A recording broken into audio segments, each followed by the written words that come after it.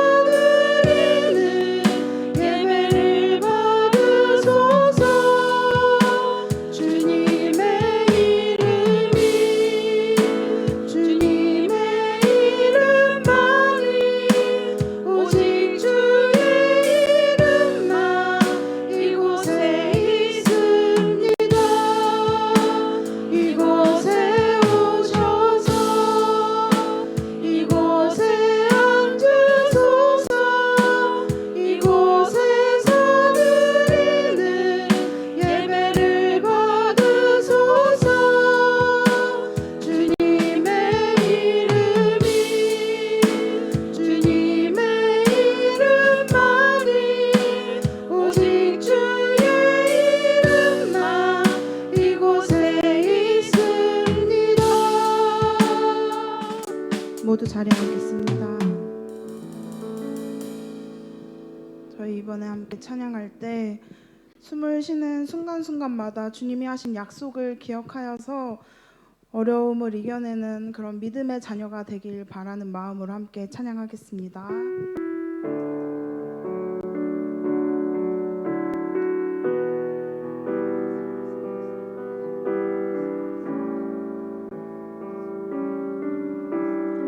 날마다 숨 쉬는 순간마다 날마다 숨 쉬는 순간마다 내 앞에 어려운 일 보내 주님 앞에 이 몸을 맡길 때 슬픔 없네 두려움 없네 주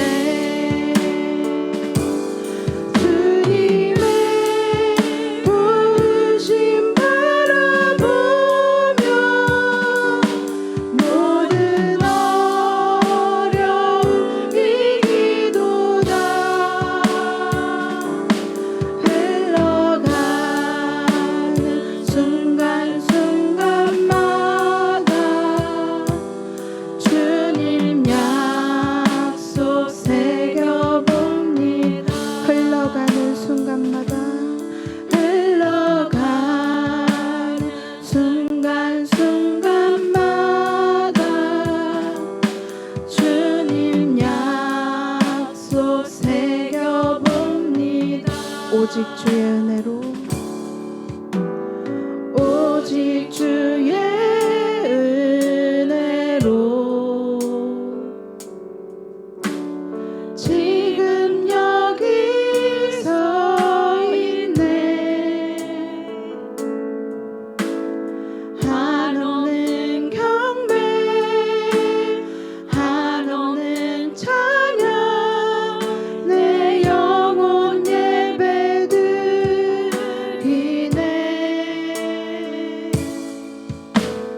나를 위해 이 땅에 오신 주의 은혜, 십자가 고통 이기신 주님, 그 은혜 어찌 잊으리. 주네 날 채우시네. 주네 보게 하시네. 살아가는 동안 은혜로만 살리. 십자가 은혜로 주네 날 채우시네. 주네 날 채우시네. 주네 보게 하시네. 살아가는 동안 은혜로만 살리. 십자가 은혜로 주네 날 채우시네. 주네 날 채우시네. 주네 보게 하시네. 살아가는 동안 은혜로만 살리. 십자가 은혜로. 주님, 우리가 연약해질 때 더욱 우리를 무력하게 만드는 어려움들이 찾아옵니다. 하지만 십자가 고통까지 이겨내며 우리를 살리신 주님을 생각하며 앞에 놓인 어려움보다 주님의 은혜를 바라보게 하여 주시옵소서. 우리에게 믿음의 눈을 허락하여 달라는 마음으로 기도하겠습니다. 기도드리겠습니다. 주님, 내가 이 자리에 나와 예배드리게 하시며 감사합니다. 모든 것이 주님의 은혜입니다. 매일 날 마주하는 위기들은 나의 믿음을 무너뜨리고 내 사랑을 바닥내게 하지만 주님의 은혜는 나를 세우십니다. 주님의 은혜는 나를 채우십니다. 내가 은혜만으로 살아가게 하여 주시옵소서. 섬김과 헌신이 넘쳐서 주님의 은혜와 사랑을 전하며 주의 일을 하는 기쁨이 가득하게 하여 주시옵소서. 주님께 영광 돌리는 일에 힘쓸 수 있게 우리의 마음을, 우리의 삶을 주님의 계획으로만 인도하여 주시옵소서.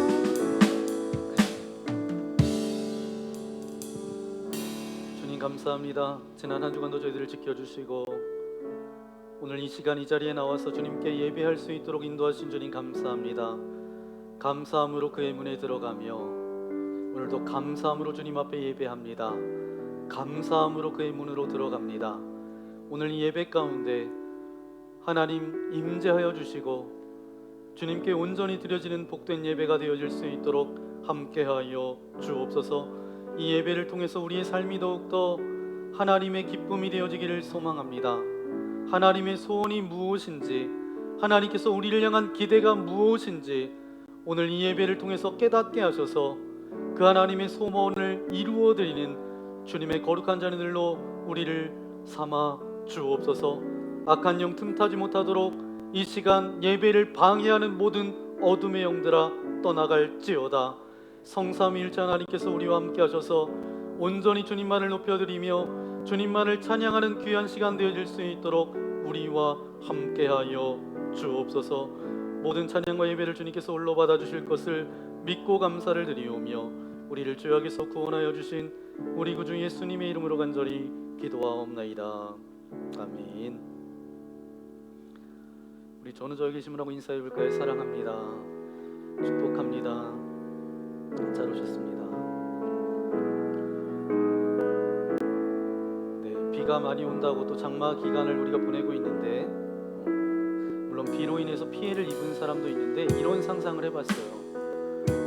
하나님의 은혜가 그렇게 많이 부어졌을 때 그 은혜 가운데 헤엄치는 또 그 은혜 가운데 푹 빠져 있는 사람들이 많아졌으면 좋겠다라는 그런 상상을 해봤는데 저와 여러분이 그런 인생 되어지기를 소망합니다.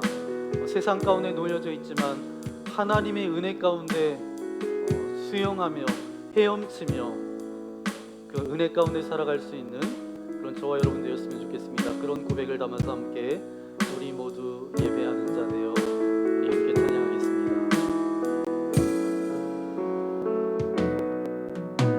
우리 모두 예배하는 자 되어 온전히 영과 들리고 주를 예배하자. 주가 우리와 함께 영원히 함께 하시고 마르지 않는 샘물로 우릴 채우시리라. 저와 여러분의 삶을 채우실 하나님께 영광의 박수 올려드리겠습니다. 할렐루야. 기도의 시간 함께 기도해 주시면 감사하겠습니다. 오늘 우리에게 주신 하나님의 말씀 신약 성경 누가복음 4장 31절부터 44절까지 말씀입니다.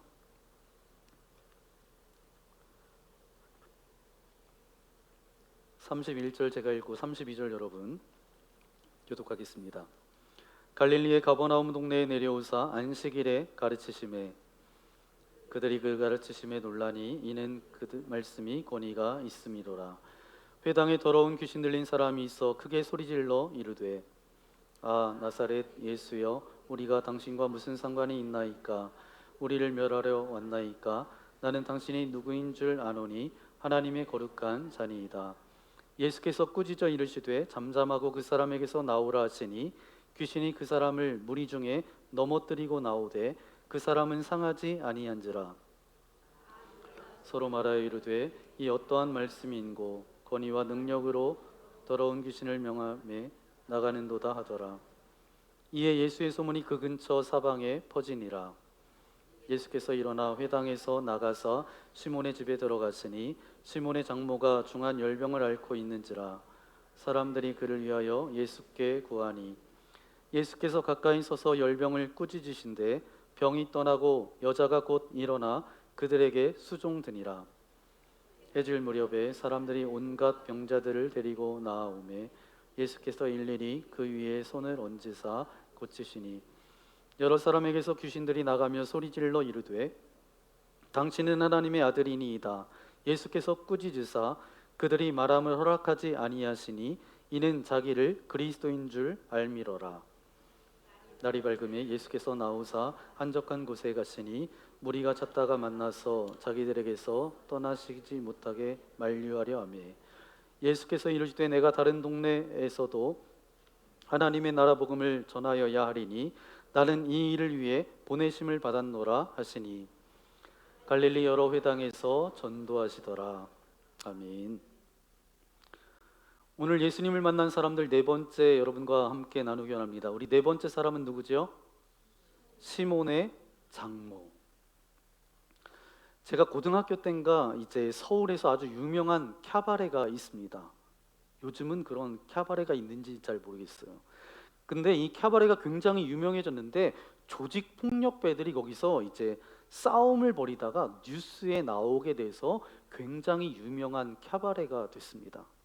지금도 가끔 유사한 사건들이 일어나는데 조직 폭력배들이 나이트클럽과 유흥업소에서 싸움하는 것, 싸움에서 이런 일들이 벌어졌다. 그래서 뭐 잡혀가는 것, 뭐 뉴스에서 가끔 우리가 보게 되잖아요. 그런데 이 캬바레 사장님이 그래도 이제 이 경영 능력이 뛰어났던 것 같아요. 돈을 긁어 모으는 재주가 있었습니다. 돈을 진짜 많이 벌었어요. 그런데 자기가 번 돈을 아주 철저하게 비밀에 붙였던 거죠. 그런데 사람은 언젠가는 죽잖아요. 언제 갑자기 이 사람이 죽게 됐습니다. 분명히 돈을 엄청나게 많이 벌어서 현금으로 모아놨을 텐데 어디다 숨겼는지 모르는 거예요. 가족들이 유품을 정리하며 재산을 정리하다가 은행 대여 금고에 이 사람이 뭘 갖다 넣은 것을 알게 되었어요. 그래서 가족이 이제 대여 금고 문을 열었는데 어떤 기대감을 가지고 열었을까요? 뭐 여러분이 일이 아니니까 뭐 상상도 안 하지 뭐 금덩이가 있든지 뭐 돈이 현금으로 다발로 있든지 그렇게 이제 생각하고 딱 대여 금고 문을 열었더니 열쇠 하나가 나왔어요. 그 열쇠가 뭘 의미하는지 여러분 아시겠죠? 여러분의 상상 그대로입니다. 돈을 어디에 숨겨 놓았고 재산 정리한 모든 서류를 넣어 놓은 어떤 그곳에 열쇠라는 것을 직감적으로 이 가족들이 알았어요. 문제는 이 열쇠를 열 그 장소가 어디 있는지 모르는 거예요. 지금까지 모른대요. 네, 지금까지 모른대요. 저와 여러분은 분명히 행복해지는 그 열쇠를 손에 쥐고 있습니다. 이 열쇠가 얼마나 귀한지도 알아요. 그런데 이 열쇠를 가지고 사람들이 엉뚱한 데 가서 자꾸 연다는 거예요.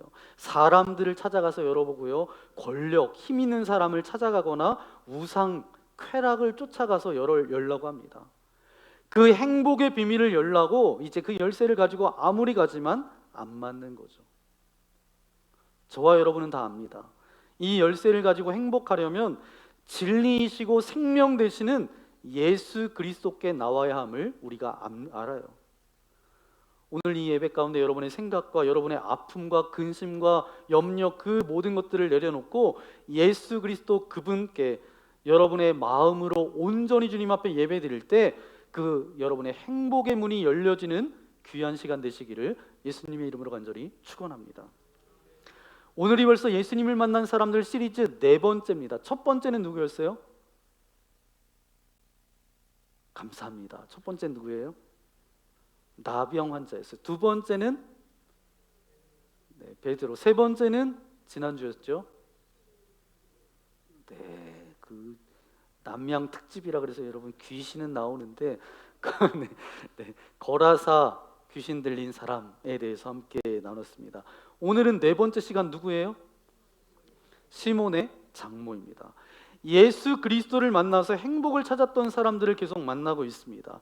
오늘 이제 시몬의 장모님을 우리가 말씀을 통해서 함께 나누기 원합니다. 먼저 31절 말씀을 다시 한번 읽겠어요. 갈릴리의 가버나움 동네에 내려오사 안식일에 가르치시매. 아멘. 이 갈릴리의 가버나움이 어딘가 하면 지도를 보시면 이제 이게 이스라엘 지도입니다. 그 황토 색깔로 이게 갈색이죠. 갈색으로 된 게 이제 땅이에요. 이스라엘 땅 지도인데 가운데 보니까 그 땅에 이제 호수 같은 게 하나 있고 밑에 큰 게 있어요. 위에 작은 게 갈릴리 호수고요. 쭉 내려오는 것이 우리가 건너서 천국으로 갈 요단강이고요. 그 마지막 큰 것은 사해 바다입니다. 그러니까 가버나움은 어딘가 하면 그 갈릴리 첫 번째 조그만 이 파란색 그 위에 까만 점이 있는데 거기가 바로 가버나움이에요. 이 갈릴리 연안에 위치한 도시였고 굉장히 지리적으로 중요한 지역이었습니다. 모든 교통과 도로가 만나는 교차점이었고요. 모든 장사꾼들이 지나다니는 길목이었기 때문에 가버나움에서 한번 빵 터지면 어떻게 돼요? 금방 그 주변에 있는 모든 곳에 유행이 돼버렸어요. 그러니까 가버나움은 그런 지역이었어요. 성경에서 예수님께서 행하셨던 대부분의 기적과 사역이 어디서 나타났냐 하면 이 가버나움에서 있었습니다. 오늘 본문도 가버나움 회당에 들어가서 말씀을 가르치는 데서부터 시작됐어요. 32절 말씀에 보니까 예수님께서 말씀을 가르치시는데 그 말씀이 굉장히 파워풀했다는 거예요. 같이 읽어볼까요? 시작. 그들이 그 가르치심을 놀라니 이는 그 말씀이 권위가 있음이로라. 아멘. 여기 보니까 그 가르침에 놀라니 그냥 놀랬구나 뭐 이 정도인데 그게 아니에요. 깜짝 놀랐다는 거예요. 기가 막힌 충격을 받았다는 거예요. 예수님의 사역의 핵심 엔진이 뭐냐 하면 하나님의 말씀이었어요. 사람들은 기적을 원했지만 예수님은 말씀이 없는 기적을 주지 않으셨어요. 예수님이 가르치시는 말씀은 그냥 말씀이 아니라 영적 권위가 실린 말씀입니다. 그러니까 사람들이 듣고 깜짝 놀라는 거예요. 그러면 어떻게 예수님의 메시지가 그렇게 파워풀했을까? 그것은 예수님과 하나님이 하나셨기 때문입니다. 요한복음 14장 10절 말씀 함께 읽겠습니다. 내가 아버지 안에 거하고 아버지는 내 안에 계신 것을 내가 믿지 아니하느냐? 내가 너희에게 이르는 말은 스스로 하는 것이 아니라 내 안에 계셔서 그의 일을 하시는 것이라. 아멘. 끝에 보니까 아버지께서 내 안에 계셔서 그의 일을 하시는 것이라. 하나님이 함께한다라는 건 뭐예요? 그분의 권위가 함께하는 것입니다. 그래서 함부로 우리가 말하지 않는 것이고 함부로 우리가 행동하지 않는 까닭은 왜 그렇죠? 우리 안에 누가 계세요? 하나님이 계시고 성령 하나님이 계시기 때문에 그 권위 때문에 우리가 말도 조심하고 행동도 조심하는 거예요. 성령으로 말하는 자와 성령으로 말하지 않는 자는 분명한 차이가 있습니다. 성령이 이끌리는 사람의 말과 행동은 다를 수밖에 없어요. 우리가 스스로 물어봐야 돼요. 나는 내 안에 성령 하나님이 나를 이끌고 있는지, 그분이 원하시는 말을 하고 있는지, 그분이 원하시는 순종을 하고 있는지 스스로 물어보신다면 그 누구도 함부로 할 수 없는 권위자들이 되실 거예요. 그래서 경건의 모양 외에 경건의 능력이 담긴 메시지가 저와 여러분을 통해서 흘러나오게 될 줄 믿습니다. 예수님께서 그렇게 회당에서 한참 말씀을 전하고 계시는데 갑자기 한 사람이 확 일어나 나오는 거예요. 더러운 귀신 들린 사람이 앉아 있다가 크게 소리를 지른 거예요. 귀신 들린 사람이 설교 초반에는 그냥 가만히 있을 수 있지만 어느 시점에 가면 못 버티는 거죠. 왜요? 영적인 말씀의 권위 앞에 견디지 못하는 거예요. 예고 없이 사건이 터졌습니다. 그런데 예수님께서는 항상 준비하고 계셨던 분이기 때문에 이 상황을 잘 대처할 수가 있었어요. 놀라운 사실은 이 사람 안에 들려있던 귀신이 예수님이 누구였는지를 정확하게 알고 있었어요. 34절 말씀입니다. 함께 읽겠습니다. 이 나사렛 예수여, 우리가 당신과 무슨 상관이 있나이까? 우리를 멸하려 왔나이까? 나는 당신이 누구인 줄 아노니 하나님의 거룩한 자니이다. 아멘. 자기가 물어보고 자기가 답하는 형식으로 하고 있어요. 폐쇄형 질문의 전형적인 모습입니다. 우리를 멸하려 왔나이까? 이렇게 물어보고 스스로 뭐라고 이야기해요? 당신은 누구라는 거예요? 하나님의 거룩한 자니이다. 정확하게 예수님에 대해서 알았어요. 예수님은 보통 사람들이 예수님에 대해서 고백하면 다윗의 자손 예수요, 뭐 이렇게 고백하면 예수님은 뭐라고 이야기했죠? 내 믿음이 크도다. 이만한 믿음을 보지 못했다. 뭐 이렇게 칭찬해 주셨어요. 기특하다 이렇게 말씀해 주셨어요. 그런데 예수님은 이 귀신이 자기에 대해서 아는 것에 대해서 전혀 고마워하지 않았어요. 어떻게 이야기했냐면 그냥 잠잠해라. 35절 말씀해 보니까 35절 그 사람에게서 나와라. 그 사람에게서 나와라. 그렇게 이야기했을 뿐입니다.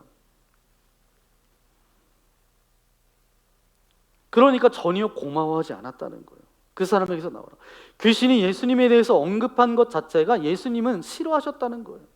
41절 말씀에도 보니까 거기서도 귀신 들린 사람한테 똑같이 꾸짖으셨어요. 왜 그랬죠? 왜냐하면 이 귀신의 고백은 두려움으로 가득 찬 고백이었지 하나님을 믿고 사랑하는 하나님의 자녀의 고백은 아닌 거잖아요. 여러분, 한국 전쟁 때 북한 인민군 군인 한 명과 국군 병사 한 명이 낙오되었어요. 그러니까 같이 가야 되는데 떨어져서 낙오돼서 이제 한 사람 한 사람이 따로따로 가다가 갑자기 서로 만나게 돼서 총뿌리를 겨누게 됐습니다. 누가 먼저 총을 쏠지 모르는 그런 상황이 됐어요. 그런데 갑자기 뒤에서 큰 국군 대부대가 나타난 거예요. 둘 다 국군이다 이렇게 소리를 쳤어요. 고백은 똑같았지만 입장은 다른 거예요. 국군 병사한테는 기쁨이고 안도의 한숨이었지만 이 북한 인민군 병사한테는 어땠어요? 이제 죽었구나. 그런 절망의 고백이었죠. 내가 누구냐에 따라서 같은 고백이라도 그 파급 효과가 다르다라는 거예요. 예수님을 보고 나사렛 예수 하나님의 이름이라고 선포하는 그 순간에 이 귀신의 선포에는 뭐가 담겨 있어요? 이제 나는 꼼짝없이 죽었구나. 나는 끝이다. 라고 했겠죠. 왜냐하면 귀신은 예수님의 사명이 무엇인지를 잘 알고 있었어요. 예수님께서 이 땅 가운데 오셨던 이유를 사도 요한은 그의 서신서에서 예수님께서 오신 이 구원의 사역의 본질을 말씀하고 있습니다. 요한 1서 3장 8절 말씀인데요. 우리 함께 읽겠습니다. 죄를 짓는 자는 마귀에게 속하나니 마귀는 처음부터 범죄함이라. 하나님의 아들이 나타나신 것은 마귀의 일을 멸하려 하심이라. 아멘. 하나님의 아들이 나타나신 것은 뭐라고요?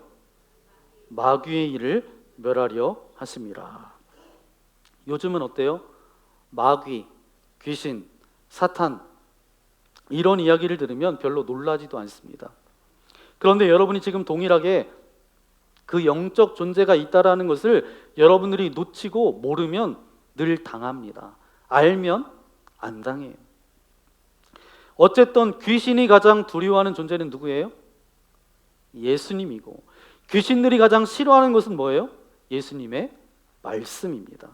그래서 악한 영들이 예수님을 알아본다는 것은 이제 멸망을 앞둔 어둠의 군대의 비명일 뿐이에요. 예수님을 믿겠다는 하나님의 백성의 고백이 아닌 것이죠.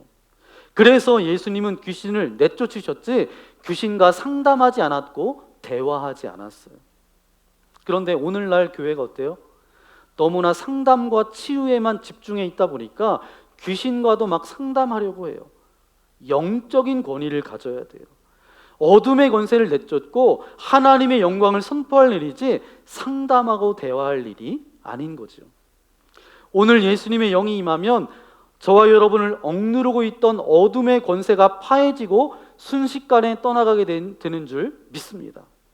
주님은 어떠한 악한 영에 눌려있는 사람이든지 간에 그분에게 오면 능히 그 악한 영이 떠나가고 내쫓고 구원할 능력을 갖고 계신 분이 누구세요? 우리 주님이세요. 주님의 영광이 나타나실 때 죽음에서 나를 살리시는 주님의 권능이 저와 여러분을 덮게 될 줄 믿습니다. 여러분의 존재 자체가 여러분이 어느 곳에 가 있든지 여러분의 동네에서 여러분의 학교에서 어둠의 권세를 물리치는 그런 영적인 파워를 갖기를 예수님의 이름으로 간절히 축원합니다. 회당을 나오신 예수님께서 이제 열병을 앓고 있는 사람의 집에 들어가는데 누가는 그 열병을 앓고 있었던 사람이 누구라는 거예요? 시몬 베드로의 장모님이다 라고 밝힙니다. 오늘 여기에 베드로의 장모의 병이 어떤 병이래요? 어떤 병? 열병이래요. 열병. 여러분이 생각하실 때 열병을 굳이 기적까지 베풀면서 그렇게 하셔야 되나? 열이 나요. 그럼 우리가 뭐 먹어요? 네, 각자 먹겠죠. 이제 열날 때 먹는 뭐 타이레놀 먹든지 아스피린을 먹든지 먹잖아요. 그럼 이때는 아스피린은 없었겠죠. 뭐 타이레놀은 없었겠지만 지금 성경에 나와 있는 다른 기적에 비하면 열병이라고 하는 것은 아주 작은 겁니다. 그런데 이런 생각이 들어요. 성경에 열병이라고 나와 있지만 그것이 정말 열이 나는 열병에 관한 문제였을까? 아니면 베드로와 베드로의 장모가 가지고 있었던 누군가에게 말 못하는 비밀스러운 문제였을까? 이건 우리가 알지 못하는 거예요. 어쨌든 베드로 장모가 가지고 있었던 열병이라고 하는 그것은 그들의 삶의 문제 속으로 누가 들어가신 거예요? 예수님께서 들어가신 거예요. 저와 여러분의 삶의 문제 속으로 예수님께서 들어오시는 일, 그게 바로 뭐예요? 오늘 성경에서 나타나는 기적이라는 거죠. 예수님의 치유 사역의 수혜자로 누가 나오는 거죠? 예수님의 수제자였던 베드로의 장모가 그 수혜자가 됐어요.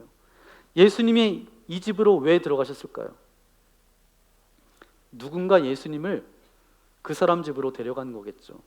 38절 말씀에 보니까 그 사람들이 그를 위하여 예수께 구하니. 사람들이 예수께 구했다라는 거 그렇게 돼 있잖아요. 마가복음에 보니까 예수님께서는 야고보와 요한과 함께 그 집에 들어가셨다 이렇게 되어져 있어요.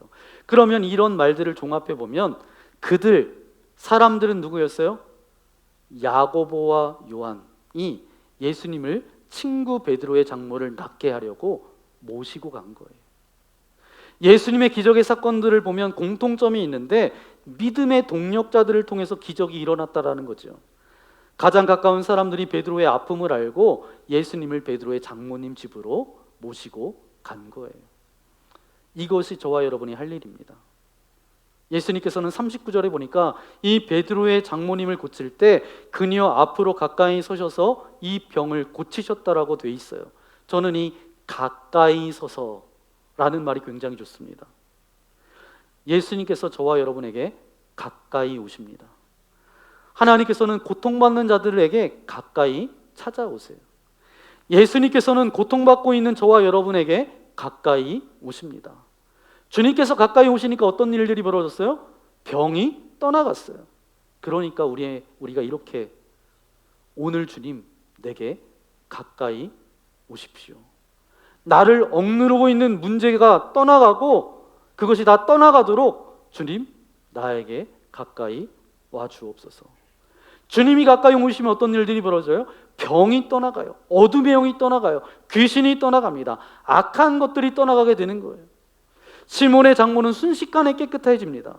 주님이 오시니까 문제가 아주 심플하게 끝났다는 거예요. 너무 힘든 고단의 과정 가운데 있었지만 주님께서 가까이 오시니까 그 문제가 해결되었다는 거예요. 오늘이 바로 주님의 영광이 저와 여러분들 가운데 가까이 오는 날 되어지기를 소망합니다. 그런데 저는 우리의 신앙에 가장 심각한 문제가 하나 있는데 그게 바로 뭐냐 하면 문제를 숨기는 일이에요. 여러분, 우리의 문제가 치유되는 것은 우리가 문제가 없다고 생각하는 것이 아니라 하나님, 제가 참 아프고 힘들어요. 그때 하나님께서 저와 여러분의 음성을 들으시고 아, 그래 네가 힘들었구나. 하나님께서 우리의 아픔에 공감해 주시는 것만으로 우리 안에 있었던 문제가 치유되기 시작하죠. 왜요? 하나님의 공감은 그냥 공감으로 끝나는 것이 아니라 우리의 삶을 바꿀 수 있는 분이 누구세요? 하나님이시기 때문이죠. 오늘 어려움 가운데 계신 여러분은 가까이 계신 주님을 믿고 붙잡는 시간 되어지기를 소망합니다. 한 가지 특이한 사실이 있어요. 이 나음을 입었던 여인이 바로 일어나서 그들에게 수종들었다. 그렇게 말씀하고 있습니다. 39절 말씀을 보면 이제 여자가 곧 일어나 그들에게 수종드니라. 영어 성경에 보니까 뭐라고 나왔어요? She began to wait on them. 이렇게 기록하고 있습니다. 그러니까 뭐죠? 서빙하기를 기다린 거예요. 사역을 위해서. 누가 사역을 하느냐? 은혜를 체험한 사람이 사역하는 거예요. 은혜가 충만하지 않는 교회에서 사역하기 위해서 쥐어짜서 사역하니까 정말 힘든 거예요. 하기 싫어하는 사람 붙들어서 사역하려고 하니까 얼마나 힘들어요. 그런데 은혜가 충만한 교회에서는 어떤 일들이 벌어져요? 서로 자기가 하겠다고 자원하는 거예요. 우리는 가끔 이런 이야기를 듣습니다. 저 사람은 삶에 봉사도 섬김도 없어. 이 표현은 조금 잘못된 거예요. 봉사와 섬김이 없는 것이 아니라 은혜가 없는 거예요. 예수님께서 일으켜 세워주신 이 여인은 은혜를 경험하고 수종될 수밖에 없었는데 우리들의 삶에 은혜가 실종되고 나니 우리들에게 섬김이 없는 것은 아닌지 우리가 생각해 봐야 합니다. 40절 말씀 함께 읽어볼까요? 40절입니다.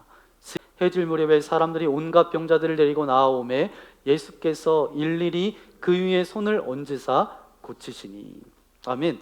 온갖 병자들이, 모든 병자들이 굉장히 많았지만 해답은 오직 예수님 한 분이었습니다. 예수님께서 귀신을 내어 쫓았어요. 많은 사람들의 병을 고쳐주시고 치유하셨어요. 그러니까 주변에 있는 사람들이 막 떼로 몰려드는 거예요. 병이 낫기 시작하니까 그 소문이 막 퍼져서 사람들이 몰리기 시작했습니다. 해가 질 무렵에 예수님께서 얼마나 피곤하셨을까. 하지만 예수님은 쉬셔야 되는데도 쉬지 않으셨어요. 한 사람 한 사람에게 어떻게 하셨어요? 그 머리 위에 손을 얹고 기도해 주셨어요. 고쳐 주셨어요. 여러분, 사랑은 이성적인 것이 아닙니다. 여러분이 사랑으로 사역하기를 소망합니다. 오늘 주님께서는 여러분을 많은 사람들 가운데 한 명으로 보지 않으시고 여러분의 이름을 부르시면서 일일이 안수해 주신다는 거예요. 여러분의 이름을 부르십니다.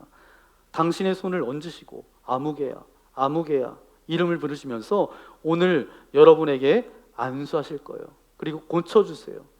어떻게 이렇게 많은 사역을 밤늦게까지 예수님께서 감당하실 수 있었을까? 예수님은 사람의 힘으로 한 것이 아닙니다. 성령께서 예수님에게 기름을 부어주신 거예요.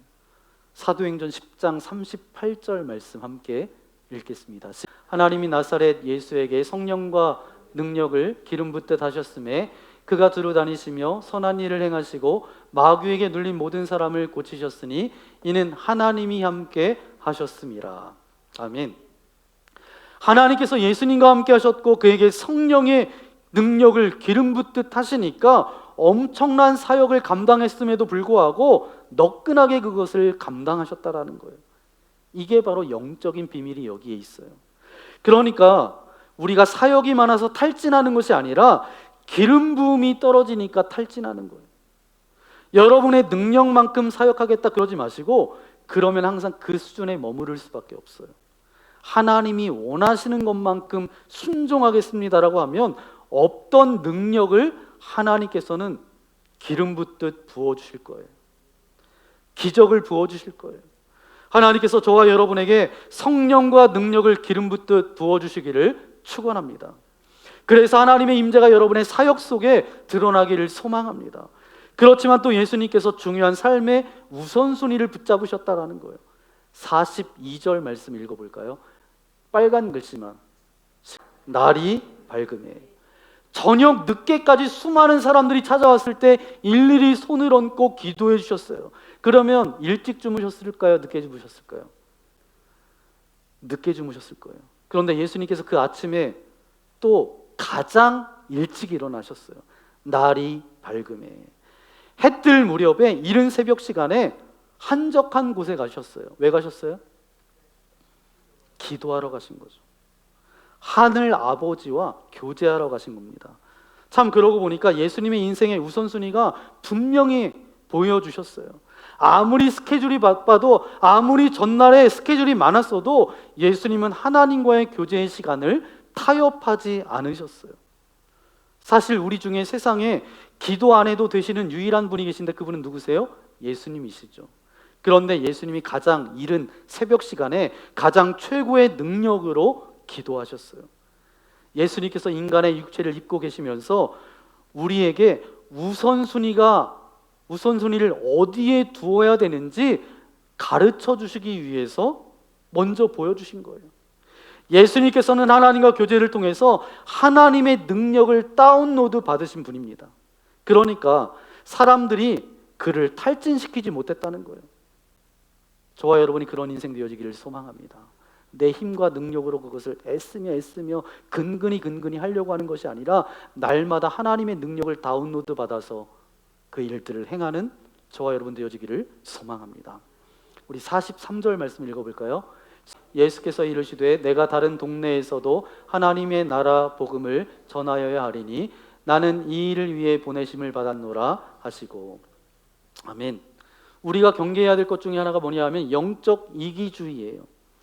교회가 어느 정도 부흥하면 굉장히 재미있다고들 합니다. 그러면 그 중에 어떤 신디롬이 생기냐 하면 여기가 좋사오니 그런 신디롬에 빠진다는 거예요. 가족 같은 분위기가 깨질 것 같고 내가 설 자리가 없어질 것 같고 인간적인 이기적인 마음이 들어오면서 사명을 잃어버리게 된다는 거예요. 그러니까 사실 우리들이 정말 신앙에서 중요하게 알아야 될 것이 뭐냐, 하나님께서 저와 여러분을 왜 부르셨는지 그것을 깨닫지 못하면 우리는 굉장히 자기중심적인 사람이 돼버리는 거예요. 우리가 살다가 보면 때로는 덜 중요한 것 때문에 정말 중요한 것들을 놓칠 때가 한두 번이 아닙니다. 주로 이제 아이들이, 어린 자녀들이 그런 좀 실수를 저지르게 되죠. 저희 집에서 예전에 있었던 일이에요. 아이들이 어렸을 때 참 좋아하는 게 있는데 뭘 좋아하는지 아세요? 아직 결혼하지 않은 분들은 이제 어렸을 때 내가 뭘 좋아했는지 생각하면 되고, 이제 아이들이 다 커서 결혼해서 나갔으면 여러분이 손자 손녀들이 뭘 좋아했는지 알면 딱 알 수 있습니다. 뭘 좋아하냐면 생일 케이크 촛불 끄는 거를 그렇게 좋아해요. 네, 촛불 끄는 걸 좋아해요. 케이크를 사오면 이제 축하하려고 이제 모이잖아요. 그러면 이제 생일 당사자가 있고 당사자 아닌 사람이 있고, 그래서 이제 축하를 합니다. 불을 끄고 이제 불을 붙여서 끄잖아요. 그러면 또 다시 붙여야 돼요. 자기도 끄고 싶다고. 그러면 이거를 조금 살짝 이제 뻥을 첨가하면 한 10번 정도를 불을 껐다가 켰다가, 이제 그게 불 끄는 게 너무 재미있어서 그랬는데, 이제 같이 이제 너 한 번 끄고 이렇게 끄면 좋은데 무조건 같이 끄겠다라고 그렇게 하는 거예요. 그러다가 어떻게 되냐면 싸움이 납니다. 기분이 좋지가 않아요. 생일 축하하려고 그 자리에 모였는데 내가 끄겠다 너가 끄겠다 하다가 막 기분이 좋아요 안 좋아? 안 좋아져가지고 이 생일 잔치가 완전히 망치는 거예요. 좋은 날인데 결국 싸움하고 기분이 나쁩니다. 여러분, 주객이 전도됐다라는 말이 있잖아요. 말 그대로 주인과 손님이 이제 뒤바뀌어 버렸다는 거죠. 어떤 한 행동에 묶여가지고 우선순위가 뒤바뀌는 그 상황을 일컬어서 말하고 있는 것입니다. 그게 바로 주객이 전도되었다라는 말을 씁니다. 방금 말씀드렸던 것처럼 다 이렇게 좋은 날이에요. 생일이에요. 케이크를 이제 초에 불을 붙여서 축하하는 날인데 네가 하겠다 내가 하겠다 하다가 완전히 잃어버려서 그냥 엉망이 돼버리잖아요. 우리가 하는 많은 일들 가운데 하나님의 마음이 떠나가잖아요.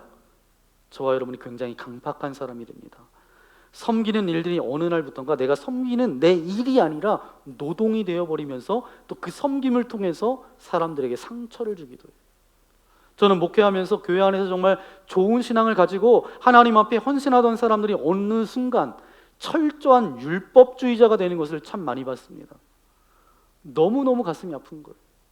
하나님, 저 사람이 저렇게 출발하지 않았는데, 하나님의 은혜를 처음 알았을 때는 저러지 않았는데 어느 날부턴가 바리새인처럼 하나님의 일을 하는 것을, 하나님의 마음을 잃어버리고 사역이 아니라 그냥 노동이 돼버리고 그것을 통해서 다른 사람들에게 상처를 주는 일들을 하고 있는 거예요. 우리의 신앙에 있어서 이 기적의 이야기를 보면서 정말 주객이 전도되지 않도록, 주님의 마음을 잃어버리지 않도록 우리들의 신앙 안에서 올바로 서지 않는다면 우리는 참 잘못될 수 있겠구나, 그런 생각을 해봤습니다. 은혜를 받았으면 이웃과 열방에게 흘려보내야 돼요. 이것을 우리가 전문적인 용어로는 뭐라고 얘기해요? 전도.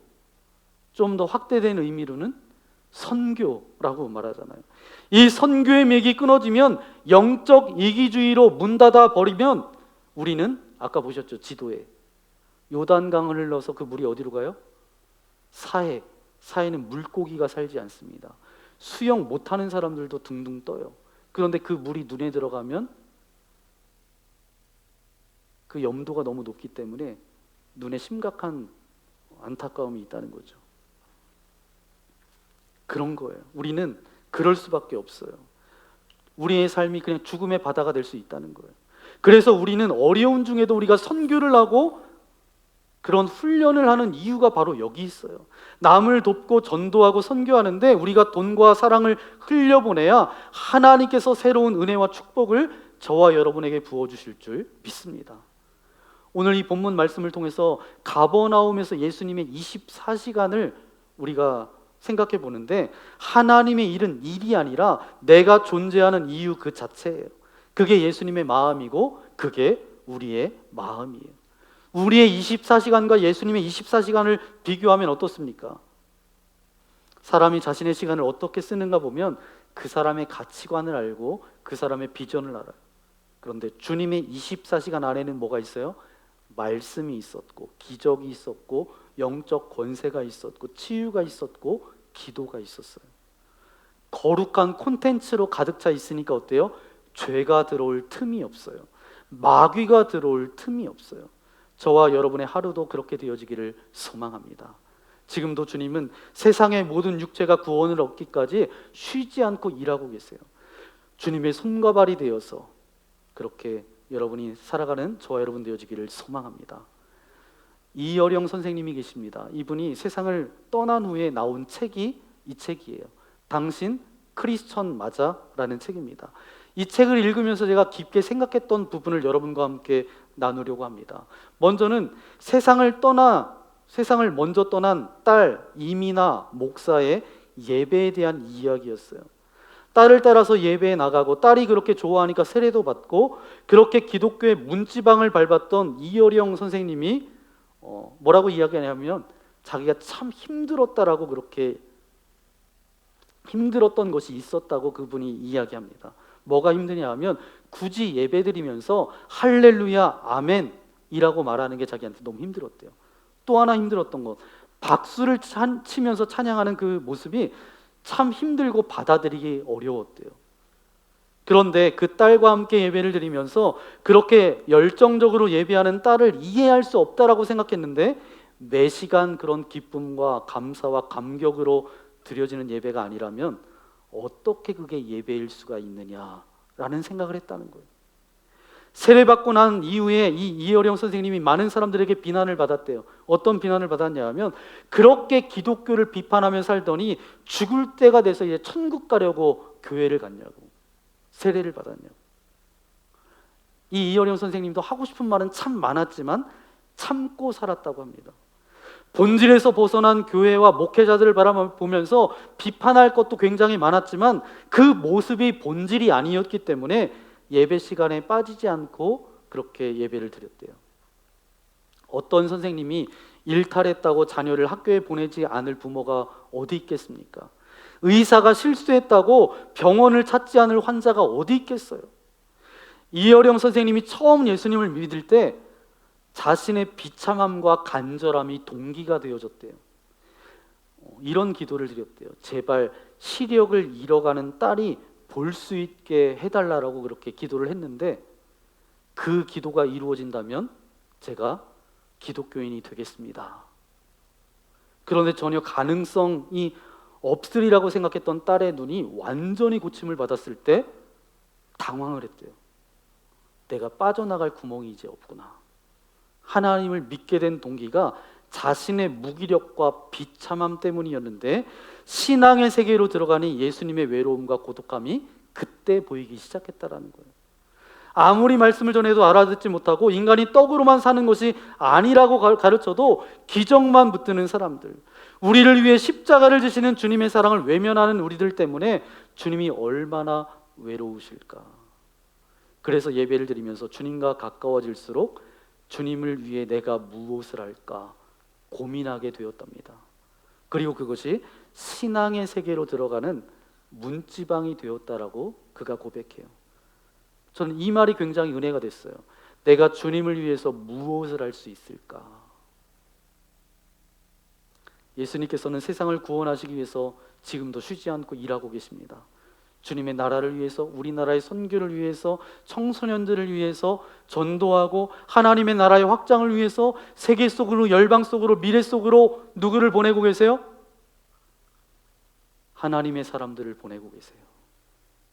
저는 주님의 손과 발이 되어서 내가 주님을 위해서 무엇을 할 수 있을까? 주님의 손과 발이 되어서 복음을 전하는 주님의 참된 전도자들이 되시기를 예수님의 이름으로 간절히 축원합니다. 이 시몬의 장모님을 통해서 우리에게 알려주는 것은 뭐예요? 억지로 하면 탈나고 탈진할 수밖에 없다는 거예요. 하나님의 은혜를 받고 나니까 저들을 수종들었더라, 저들을 섬겼더라. 우리의 모든 사역 가운데 하나님의 은혜가 넘쳐나서 기쁨으로 사역할 수 있도록 하나님 함께하여 주옵소서. 이 여인이 고침받으니까 주변에 아픈 사람들이 몰려들으면서 예수님 앞에 나왔다는 거예요. 예수님께서는 일일이 손으로 안수하여 주셨을 때 저들이 다 회복됐다라는 거. 여러분이 그 한 사람 되어지기를 소망합니다. 그래서 여러분들을 통해서 또 다른 누군가가 예수님께로 나와서 회복되어지고 치유되어지는 선교의 통로로 쓰임받는 저와 여러분 되시기를 예수님의 이름으로 간절히 축원합니다. 함께 기도하겠습니다. 주님 감사합니다. 예수님을 만났던 사람들, 시몬은 베드로의 장모님, 그가 아버지 열병 때문에 정말 힘들고 죽음의 위기에 직면하였지만 예수님을 만남을 통하여서 그 열병이 떠나가고 또한 귀신이 떠나가고 많은 사람들이 찾아와서 그의 삶의 모든 문제들이 해결함 받았던 것처럼 하나님, 우리가 그런 인생 되어지기를 소망합니다. 하나님의 은혜 없이 내 힘과 내 능력으로만 그것을 감당하며 나아가는 것이 아니라 하나님의 은혜가 부어질 때에 하나님의 그 일들을 기쁨으로 감당하며 나아갈 수 있도록 함께하여 주옵소서. 그래서 나로 인해서 또 누군가가 주님 앞에 나와서 회복되어지고 치유되어지고 하나님의 자녀로 살아갈 수 있는 은혜의 통로로 내가 살아갈 수 있도록, 주님의 손과 발이 되어 살아갈 수 있도록 나와 함께 해달라고 오늘 말씀을 생각하면서 이 시간 결단의 기도 드리기 원합니다. 기도하겠습니다. 주님 감사합니다. 우리를 이곳으로 보내주시고 주님 앞에 예배할 수 있도록 인도하신 아버지 하나님 감사합니다. 참 부족합니다. 연약합니다. 아버지 하나님, 하지만 우리를 불러주시고 수많은 사람들 가운데 우리를 선택하신 아버지 하나님 감사합니다. 주님, 열병에 걸렸던 베드로의 장모님을 찾아갔던 예수님, 아버지 하나님, 예수님께서 저를 만져주셨을 때 열병이 떠나갔던 것처럼 많은 사람들이 귀신 들리고 아버지 하나님 질병을 가지고 주님 앞에 찾아왔을 때 일일이 손을 얹고 안수하여 주셨을 때 저들이 자유함을 누리고 회복되어졌던 것처럼 하나님, 우리가 그런 통로가 되어지기를 원합니다. 전도의 통로가 되어지기를 소망합니다. 선교의 통로가 되어지기를 소망합니다. 주님의 손과 발이 되어서 아름답게 쓰임받을 수 있도록 우리와 함께하여 주옵소서. 이 모든 말씀 예수님의 이름으로 기도합니다. 아멘. 우리 말씀을 생각하면서 시간 결단의 찬양 드리기 원합니다. 주 은혜의 힘을 이라는 찬양인데요, 우리의 연약함이 있지만 연약함을 바라보는 것이 아니라 그 하나님의 은혜를 바라보고 우리가 하나님의 통로가 되어서 주님의 손과 발이 되어서 이 땅에서 주님의 복음을 증거하는 주님의 거룩한 자녀로 살아갈 수 있도록 나와 함께 해달라고 우리 그런 고백을 담아서 이 시간 함께 찬양하기 원합니다.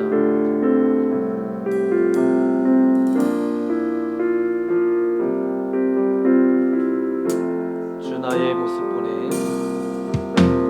주 나의 모습 보내, 상한 나의 마음 보시네. 주 나의 눈물 안에, 주 나의 눈물 안에 홀로 울고만 하시네. 그 사랑 내게 있네. 주 사랑 내게 있네. 그 사랑이 날 채우네. 주 은혜 내게 있네. 주 은혜 내게 있네. 그 은혜로 날 세우네. 그 은혜로 날 우리 다 함께 일어나서 찬양하겠습니다. 세상 소망, 세상 소망 다 사라져 가도 주의 사랑은 끝이 없으니 살아가는 이 모든 순간이 주 은혜의 힘을 나는 믿네.